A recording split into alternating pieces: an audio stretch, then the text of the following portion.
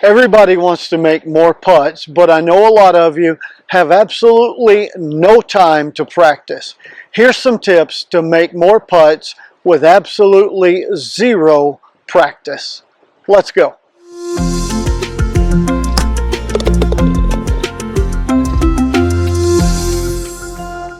So it's coming into the fall and winter's coming on. The days are getting shorter. There's less daylight. It's cooler temperatures.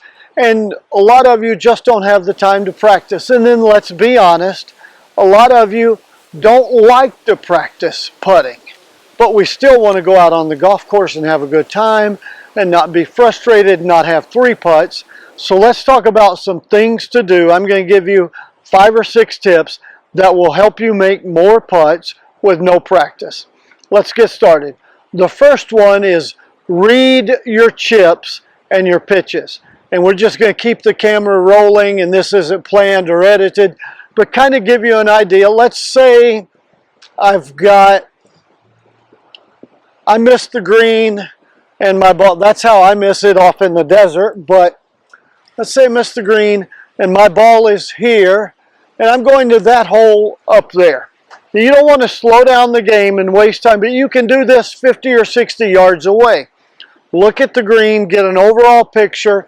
It looks to me like this green slopes a little bit towards the camera, so if I'm chipping and I don't have a wedge with me, but if I'm chipping, I'm going to read that, and I'm going to pick a spot where I want to land on the green.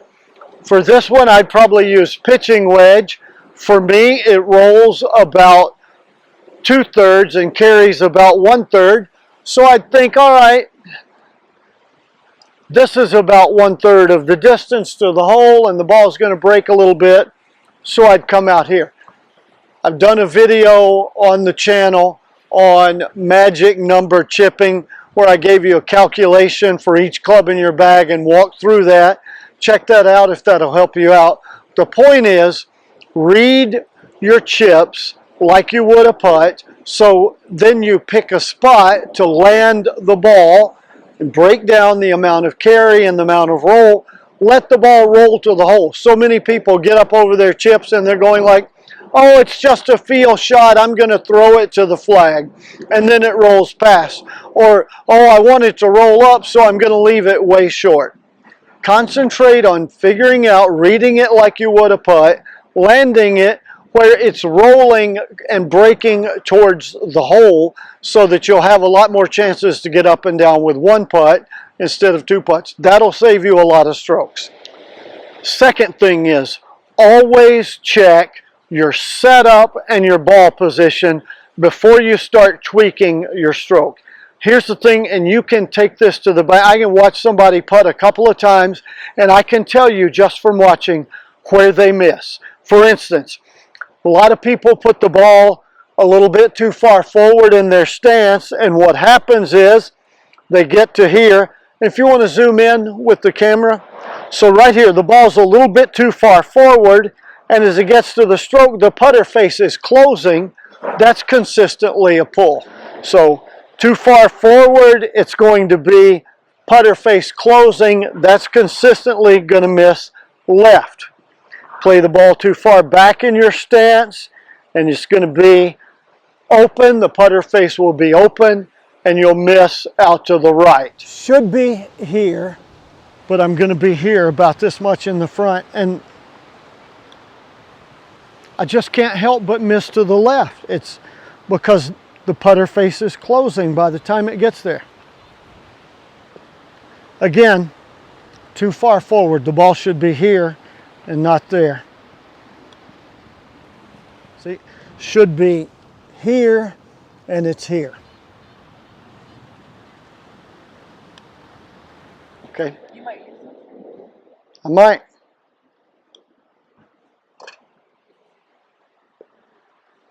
Making sure I'm lined up in the right spot.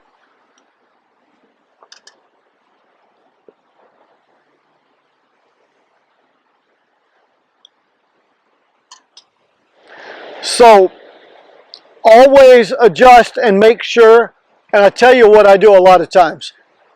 Doesn't matter which eye is dominant or not, but if you're a right-hander, You want to feel like the ball is literally straight under your left eye. That way, if you're right eye dominant like I am, my right eye is just behind and inside the ball, about right there.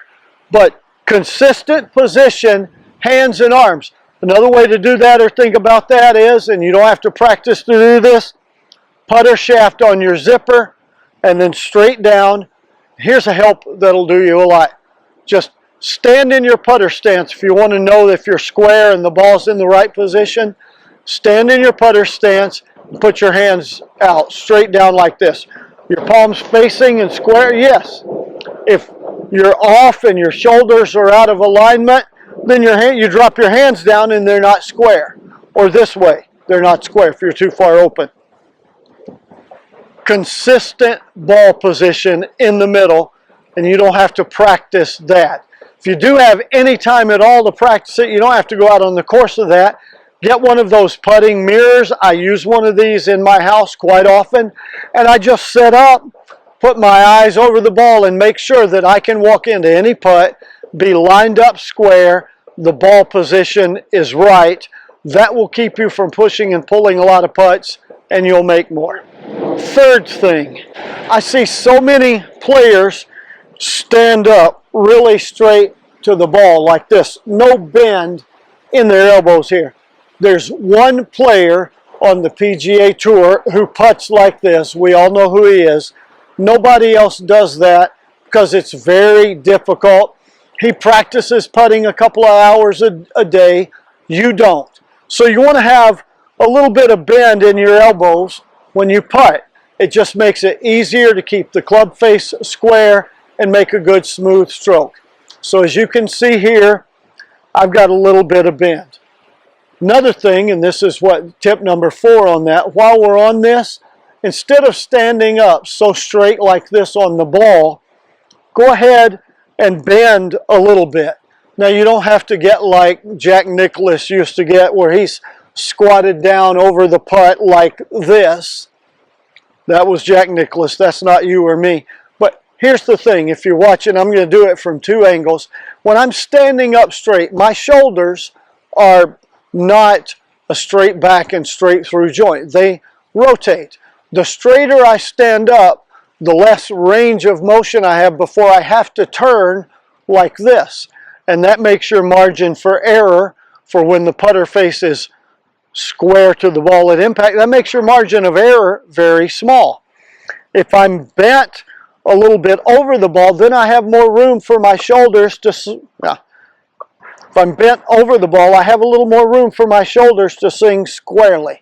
I'll turn around and give you the same example. So this is standing up too tall. I can't see how quickly that putter arcs and changes there, and I need to go back at least 5 inches. So again, I'm bent a little bit, crouched over the ball. I've got more room to keep my shoulders square to the line, keep the putter face square for about that much longer, which makes a huge difference, keeps you from pulling and pushing putts. Last tip for making a lot more putts with no practice is the timing and length of your backstroke. I see way too many people line up over the ball and they make a backstroke like this. They're way too far back for the length of the putt, and instinctively their body knows that. So I see people a lot take a big backstroke and then they're decelerating at impact. You don't want to do that. You want a consistent putting stroke, and you don't have to practice for this. Just think, 1, 2. 1 is back, 2 is impact. So it's 1, 2. If it's a longer putt, you're using the same amount of force, and I know some people think, oh, I use the speed of my stroke and the length of my backstroke to control distance. Well, if that works for you, that's great, but most people don't have that fine motor skill. The serious pros who do this for a living, they control the speed purely with the length of the stroke. And so on a short stroke, it's 1, 2. If it's a longer stroke, it's 1, 2. But the pace and the tempo is the same. I see so many amateurs and people that I play with, they're like 1, 2. You can't do that. It's got to be back, through. Shorter stroke, back, through. Notice there's not any hesitation. The tempo is the same. It's a consistent tempo.